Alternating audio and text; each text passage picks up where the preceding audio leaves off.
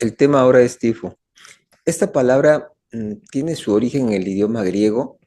relacionada a la condición de estupor, que es una alteración de la reacción disminuida de una persona en la que no hay una respuesta verbal o corporal de una forma adecuada. Se puede confundir con otra alteración orgánica como la tifoidea, que también involucra la alteración en la reactividad asociada en ambas, a la presencia de fiebre que por sus valores elevados de forma importante puede generar alteración en la reactividad de la persona que está enferma. Históricamente esta enfermedad se ha relacionado con periodos de guerra o hambruna, donde las condiciones higiénicas y sanitarias han sido críticamente malas, favoreciendo la aparición de estos tipos de cuadro con una alta mortalidad ante la deficiencia nutricional también asociada. Esta enfermedad se transmite por un microbio que es la Rickettsia, que necesita vivir en el interior de las células del enfermo para poderse reproducir. Afecta de forma directa a los artrópodos del tipo piojo o de la pulga, en cuyos intestinos se reproducen y se eliminan a través de sus evacuaciones. Cuando el material de esta evacuación contaminada se inocula por el rascado en la piel del ser humano, el microbio tiene oportunidad de invadir las células para tener entonces la capacidad de reproducirse, causando así las alteraciones que de esta forma al ser humano con una alteración de tipo nutricional o inmunitaria podrá tener un cuadro muy severo o incluso hasta su muerte. El tipo de piojo que transmite esta enfermedad de forma más habitual es el piojo corporal, que se nota de forma particular por ser de un color blanquecino, además de tener una localización en la superficie corporal y no necesariamente ubicarse en el cabello. Aunque también se ha descrito en ocasiones que el piojo de la cabeza puede ser posible que transmita también esta enfermedad. La pulga, que es capaz de transmitir otra variante de la enfermedad, toma el microbio que se reproduce de forma particular de las ratas o de los ratones, logrando de forma ocasional pasar al ser humano cuando éste convive en ambientes insalubres, infestado por ese tipo de roedores que están parasitados. Por condiciones geográficas, se relaciona la enfermedad con climas fríos o templados, áreas rurales o suburbanas, montañosas o con unas altitudes mayores de los 1500 metros sobre el nivel del mar.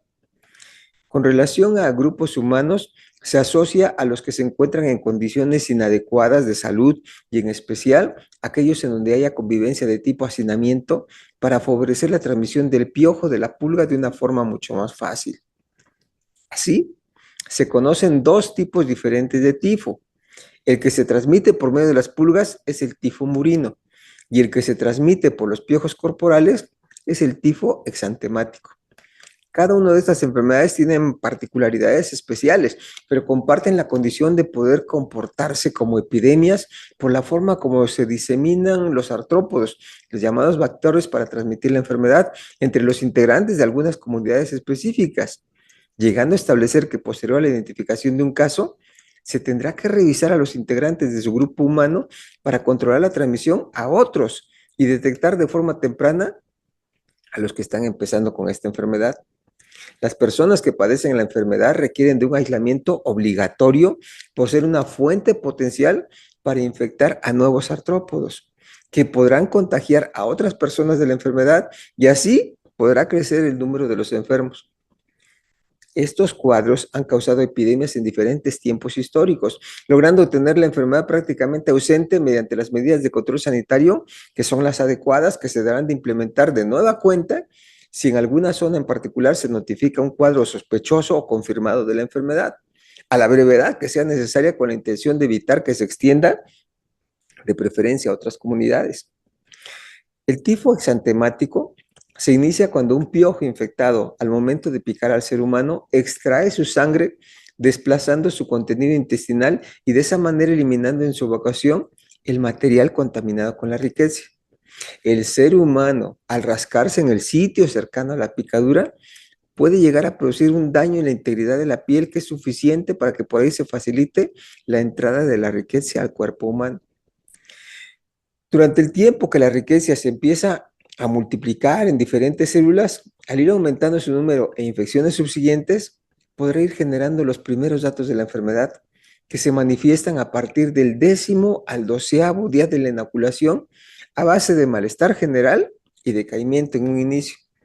Cuando las riquezas se localizan en el interior de la sangre, empiezan a dañar a las células que se encuentran en las paredes, generando entonces un cuadro característico de la enfermedad a base de fiebres con valores de temperatura muy elevados, sensación de comezón intensa y cambios en la superficie de la piel que adquiere entonces el aspecto de ronchas que se extienden a todo el cuerpo, a excepción de las palmas, palmas de la mano, plantas de los pies y de la cabeza,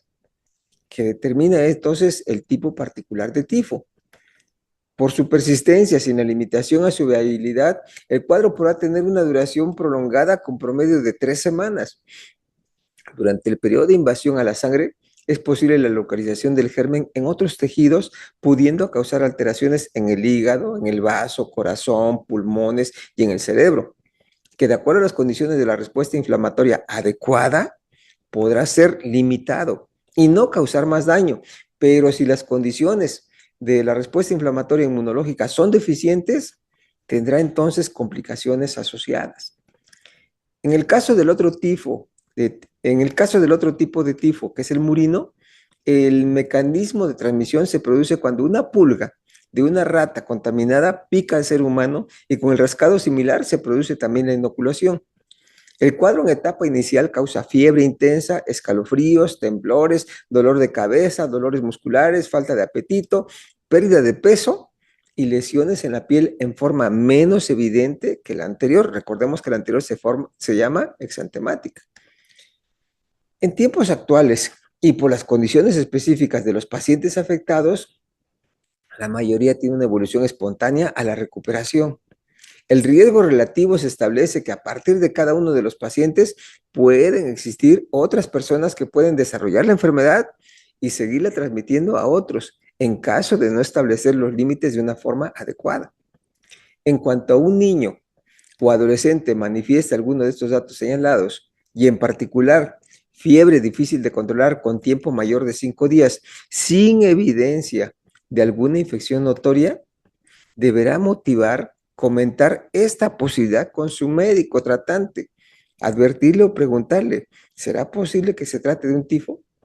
Si hay antecedentes previos de contacto con piojos o pulgas a fin de realizar los estudios de laboratorio que también sean específicos para confirmar la sospecha de la enfermedad y de forma inmediata dar el tratamiento adecuado, además de la notificación temprana a los servicios de salud, porque es una enfermedad de notificación obligatoria